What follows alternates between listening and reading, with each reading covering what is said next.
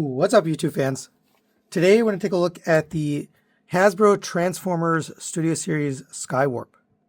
So this is the second in the series of Seekers from the Studio Series line. We did take a look at Thundercracker, now we're taking a look at Skywarp. Last, they're giving us the Starscream, which is opposite of how they usually do it. It is nicely painted, and thanks to Dr. Diecast for lending this to me. He actually handed it to me after we saw the He-Man movie, which was pretty cool. You get some nice purple paint with the white stripe here. Purple paint for the null rays and the arms, we'll see later. Painted rear fins. There's more paint than I thought there would be. Nice Decepticon Tampa logos there. Gray paint here for the front intakes. Not a bad looking jet. The only complaint I really have is there's only a front landing gear. There's no rear landing gear. It just has these things, which I think is a little cheesy. It does sit flat on that. I just wish it would look a little better if they had wheels down here. But overall, it's a nice looking jet. You can remove these if you want. You can actually place them there.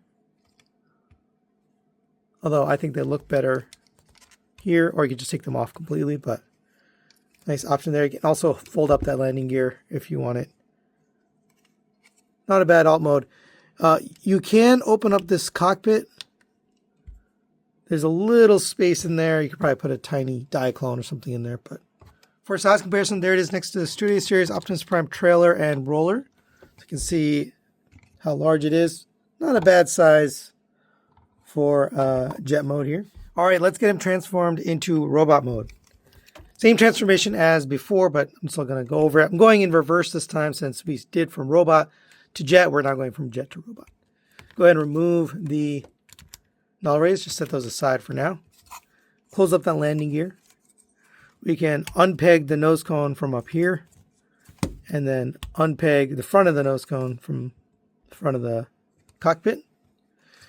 We can unpeg these wings from back here and rotate that back. Fold the wing up.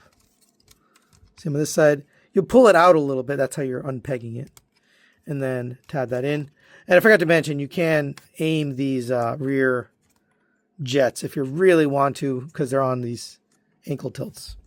All right, then we'll come to the bottom here, and we'll open up these. These are tabbed into the arms in two spots on this slot and on this tab. You get this folded up and out of the way. The head has to clear from out under here, so that's how you get that out of the way. Then we can come to the arms and fold these out and get those out of the way. For the legs, we can unpeg the wings from here, fold those all the way around. They're going to tab back in to the backpack. You can bring this down, tab that in.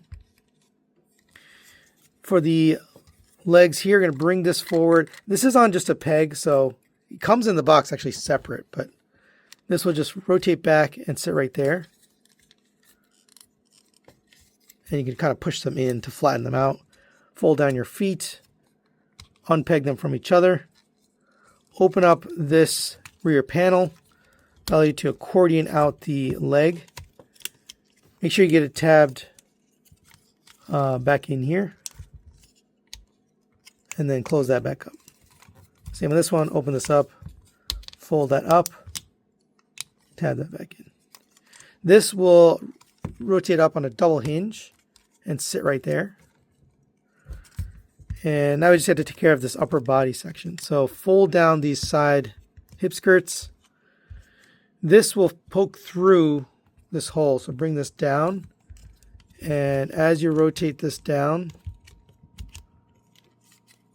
should be getting that nose cone up and in, and it's going to fit right underneath these two panels.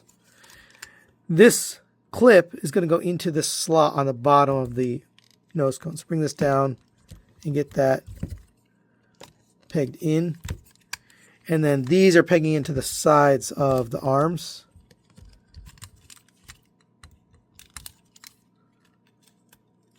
There we go. Make sure you get those pegged in on both sides.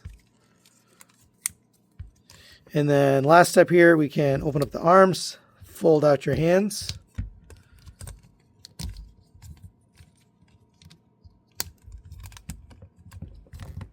And finishing touch, we'll put his null rays on here. Just tab those in to the arms. All right, there is Skywarp in robot mode.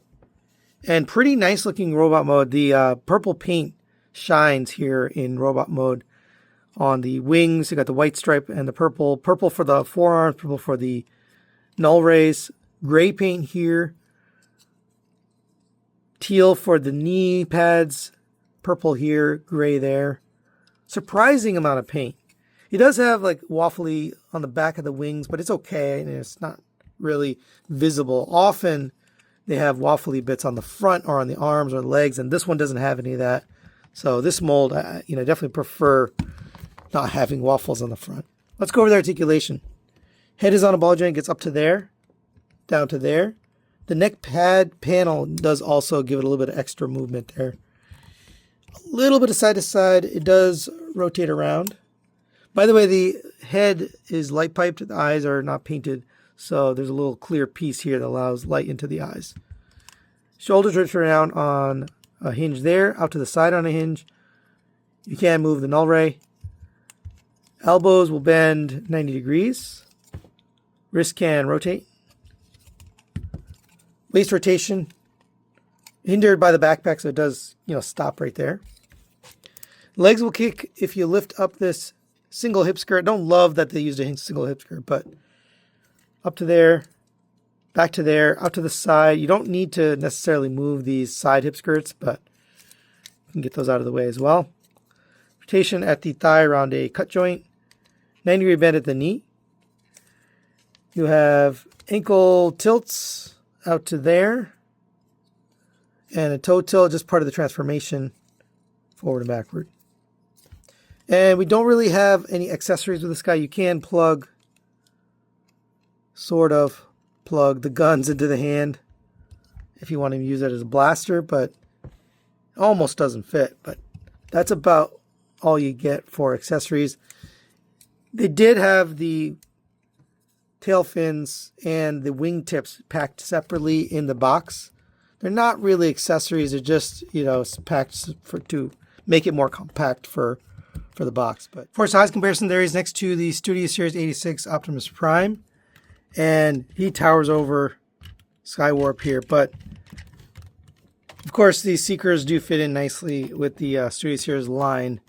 And next to Megatron, which is about the same size, I think it works. So final recommendations on the Hasbro Transformers Studio Series Skywarp. This mold is pretty good. I'm going to give this a 4 to 5. Recommend it. Overall, I like the amount of paint they put on this guy. It did surprise me on the first one with Thundercracker. This one as well. It's just done well. The paint is applied well. It comes a little light. There's no accessories, but it's appropriate for the character. He didn't really come with any weapons. Would have been cool if they threw in something, but it's okay. I think it works. Overall, I think it's the best mainline version of Skywarp we've ever gotten. So same for the Thundercracker and more than likely same for the Starscream. But that's it for today. Thanks for watching. Thanks to Dr. Diecast for sending this for review, and we'll see you next time.